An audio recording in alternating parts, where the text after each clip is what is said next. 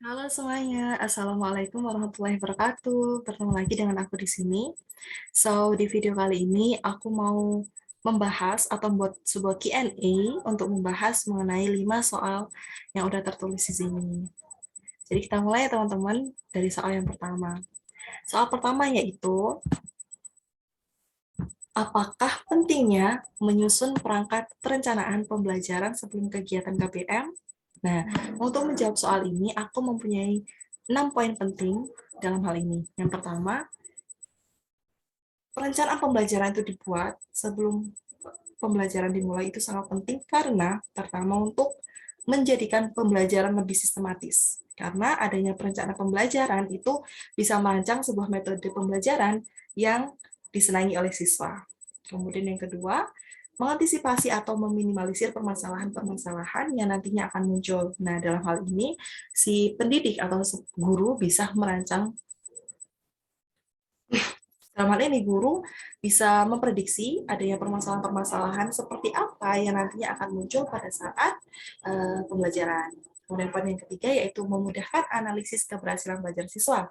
Karena dalam hal ini butir penilaian dalam RPP tersebut itu kan sudah diterapkan ke siswa. Nah, kemudian jadi si guru bisa memberikan nilai apakah poin-poin tersebut itu sudah diterapkan oleh siswa atau tidak, atau sudah dicapai oleh siswa tersebut atau tidak. Kemudian poin yang keempat yaitu memudahkan penyampaian materi. Nah, dalam hal ini guru bisa memprediksi lagi dalam sebuah materi itu bisa diselesaikan 2 kali atau sekali tatap muka atau juga bisa lebih. Jadi guru bisa mengetahui materi ini bisa kita selesaikan dalam berapa kali pertemuan. Kemudian yang kelima yaitu pengatur pola pembelajaran. Nah, beberapa materi yang diajarkan itu tidak semuanya bisa selesai dalam satu kali tatap muka. Maka dari itu, di RPP ini, guru bisa merancang pola penyampaian materi. Misalnya, di tatap muka pertama, guru bisa memberikan materi dasar terlebih dahulu, kemudian di tatap muka yang kedua, guru bisa memberikan materi yang lebih rinci. Kita lanjut ke poin yang terakhir, yaitu menghemat waktu dan tenaga. Guru tidak perlu lagi bingung untuk memikirkan model atau metode ataupun sumber belajar yang sekiranya nanti akan digunakan oleh siswa. Pastinya dengan adanya RPP yang sudah dibuat, guru bisa menentukan apa-apa saja yang dibutuhkan dalam penyampaian materi ajarnya. Kita lanjut ke soal yang nomor 2. Apa saja yang harus diperhatikan dalam menyusun tujuan pembelajaran pada RPP? Nah, dalam tujuan pembelajaran itu memuat proses dan hasil pembelajaran.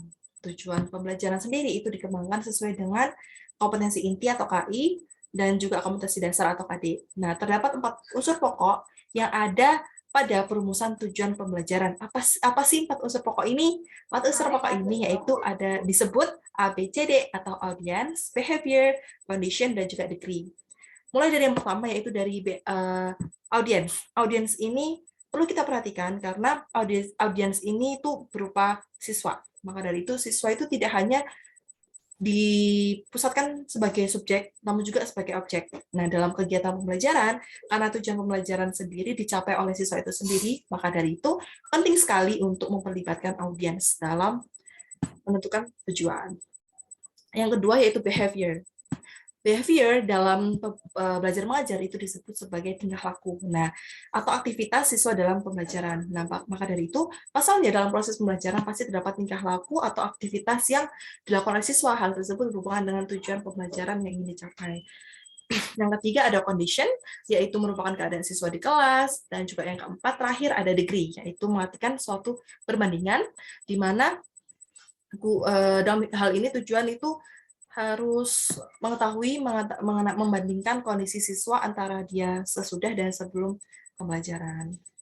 Kemudian kita loncat pada soal yang nomor 3. Dalam mengembangkan langkah-langkah pembelajaran, apa yang menjadi pertimbangan dalam menentukan strategi atau teknik mengajar yang dipakai? Yang pertama, jawabannya ialah yang pertama, pertimbangan yang berhubungan dengan tujuan yang ingin dicapai. Nah, kemudian yang kedua, harus mempertimbangkan mengenai bahan atau materi pembelajaran yang ingin digunakan.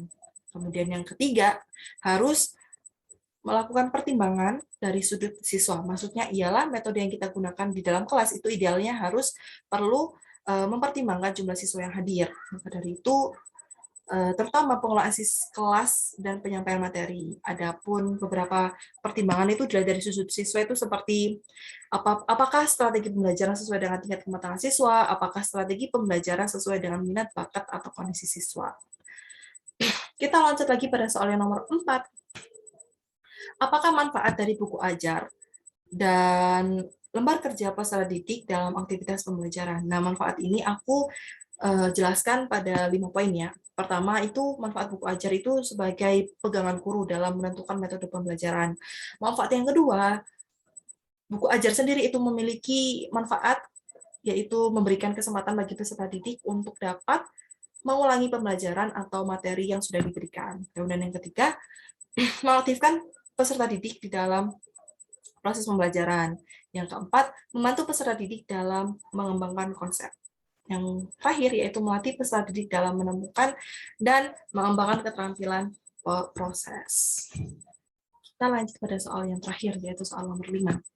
Bagaimana sih tips mengembangkan lembar kerja peserta didik yang baik? Nah, untuk ini aku punya 7 poin tips yang harus diperhatikan ketika kita ingin melakukan atau membuat lembar kerja peserta didik yang baik. Tips yang pertama yaitu harus memenuhi syarat didaktik. Artinya, AKDP harus dapat digunakan oleh murid yang 3 kategori, yaitu lamban, sedang, maupun pandai. Kemudian yang kedua, itu harus memenuhi syarat konstruksi, yaitu syarat-syarat yang berkenaan dengan penggunaan bahasa, kayak susunan kalimat, kosakata, tingkat kesulitan, dan kejelasan yang pada hakikatnya itu haruslah dapat dimengerti oleh murid. Kemudian yang ketiga, itu penggunaan huruf yang tepat. Jadi, menggunakan huruf cetak dan tidak menggunakan huruf Latin atau Romawi, atau juga bisa juga menggunakan huruf tebal yang agak besar,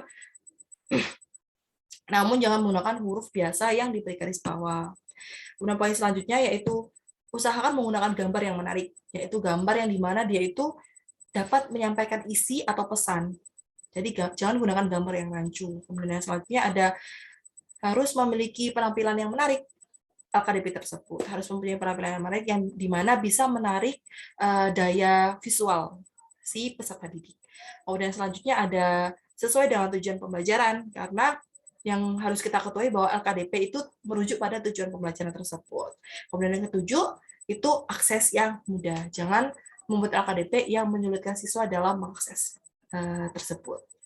Itu saja yang bisa saya sampaikan mengenai pertanyaan-pertanyaan yang ada di screen ini, mengenai perencanaan pembelajaran. Semoga ilmu ini bermanfaat. Assalamualaikum warahmatullahi wabarakatuh.